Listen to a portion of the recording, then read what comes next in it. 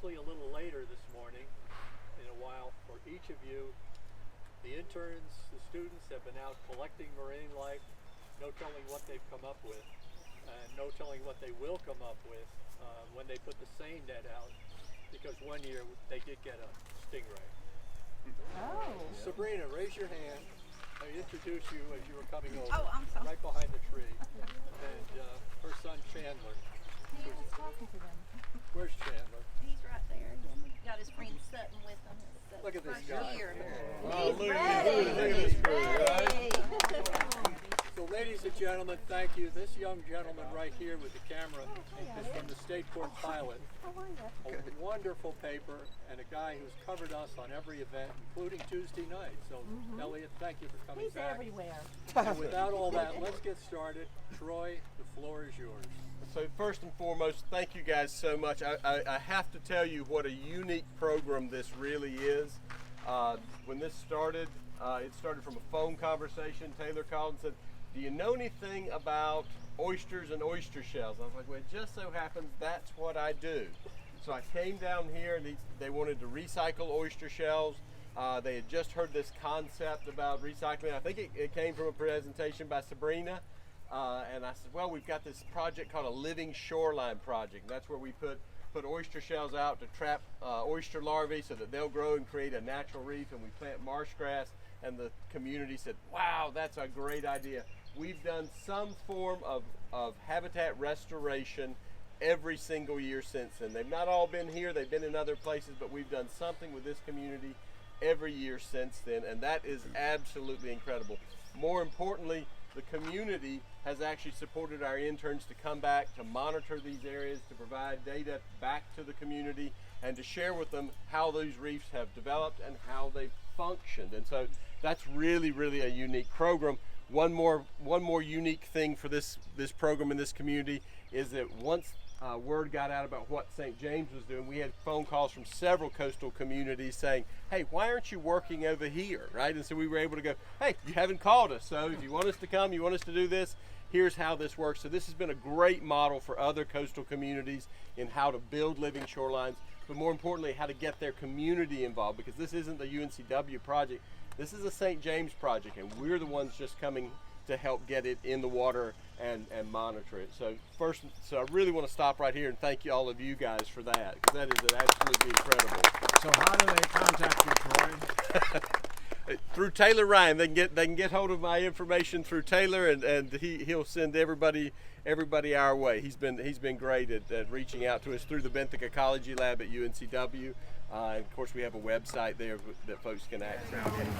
We'll go all the way down where that dock is.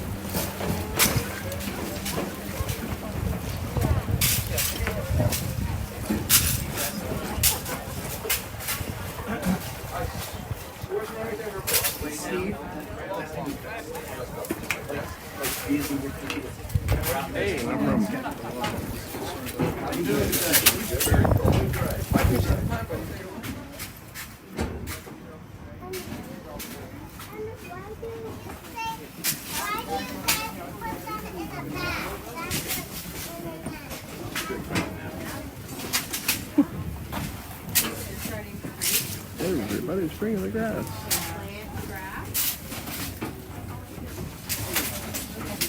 They want to be in the mud. Oh, I don't blame you. Right. How are we doing up here?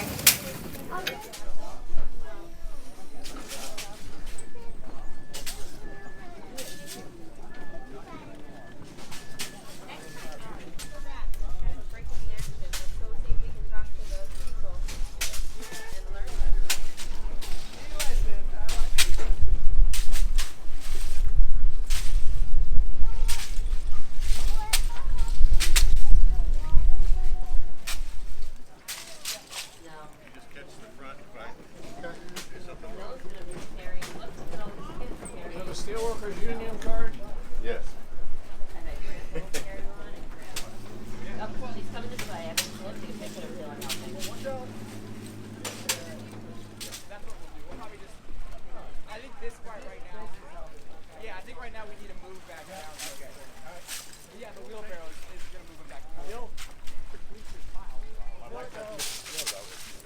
Where in New Jersey? Central New Jersey. What town called? I would say 15 years ago, my dad, somebody visiting us to the beach, you pay $40 for parking. Parking. It is. It really is. I bring cookies. Cookie lady from Lake Forest. We'll get it washed up. Oh, well, likes the boat, huh? Very appropriate, my president.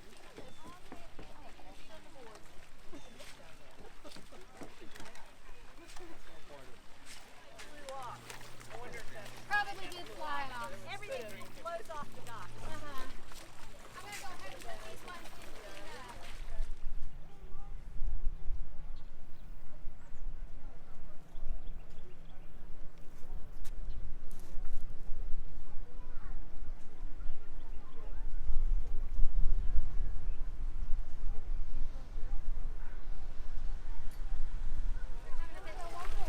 Oh, goodness gracious, man.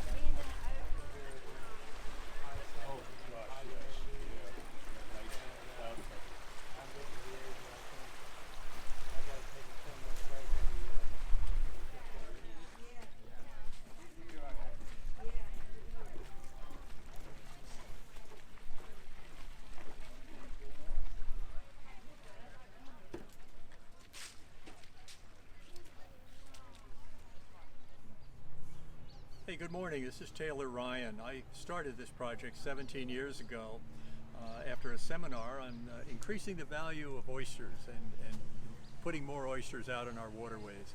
This is Mayor Gene Toner of our town, who's been 100% supportive, along with the town council, of our program all these years.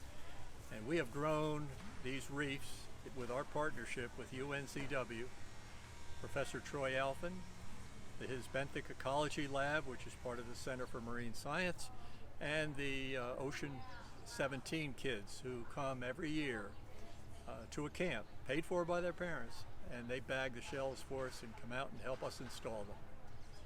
And I just want to thank Gene and the town council for their 100% support year after year to keep this project going.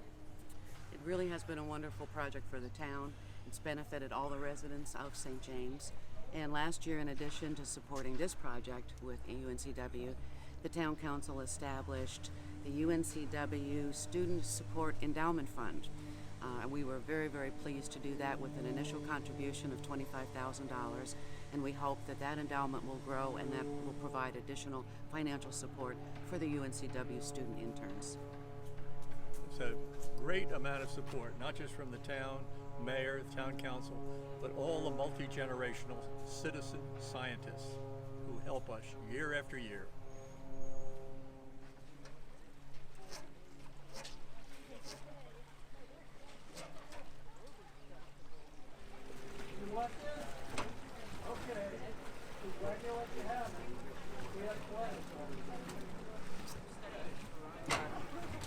Tell them you're in Marine class. They really want to hear about it.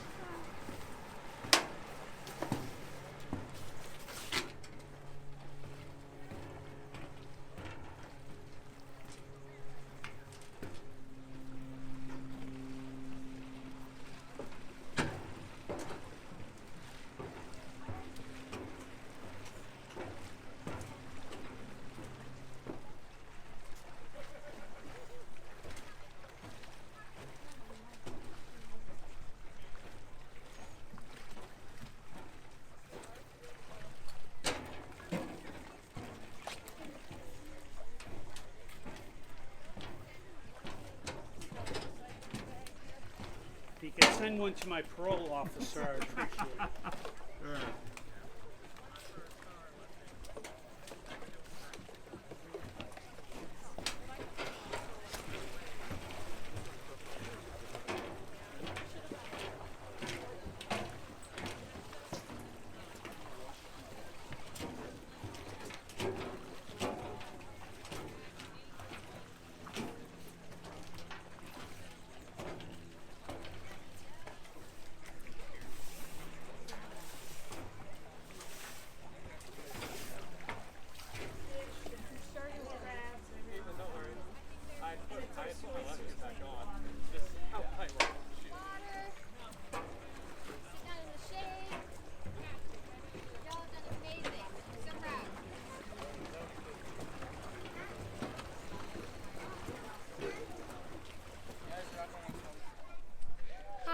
I'm Frankie. I'm the new Living Shorelines intern working with St. James and the UNCW Benthic Ecology Lab. We're out here working on the oyster reef and planting a bunch of Spartina, alterniflora, marsh grass to rejuvenate the reef and the marsh that's out here. Now, the reason we're planting that specific species is because there's like a succession of species as you go further and further away from the water on the marsh. And Spartina is a species that really thrives in that intertidal where it's getting water and then no water and then water again. We're hoping with the combination of hard work on this reef, building up sediment and preventing erosion, that the marsh will start growing Spartina further and further out towards the coast, which will then protect our coastlines better so that they don't erode away. The goal, and I believe that there's a section of the reef down there that shows it well, the goal is for this Spartina to eventually overtake the reef. And yes, we may not have the oysters at that point, but we would have a really healthy, thriving marsh. So that's why we're helping it along with all of the planting of the marsh. We're going to put them underneath you so you can see them.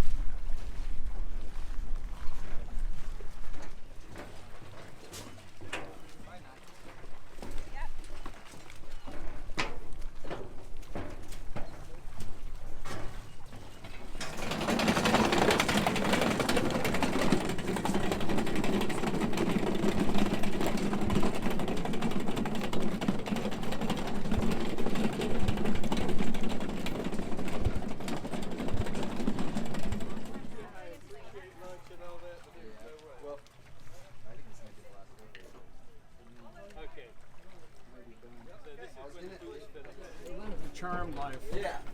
Well, it's great. Better than that. How are you? Patrol.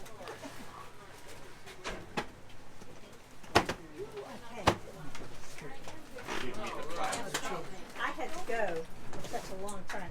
We can't go in the house. I am incurring your What a great crowd. What an That was absolutely fun. great crowd. Thank you guys for helping us get that marsh grass back up. So 16 years ago when we started this project, the marsh was eroding. There was predominantly due to boat activity was the main cause.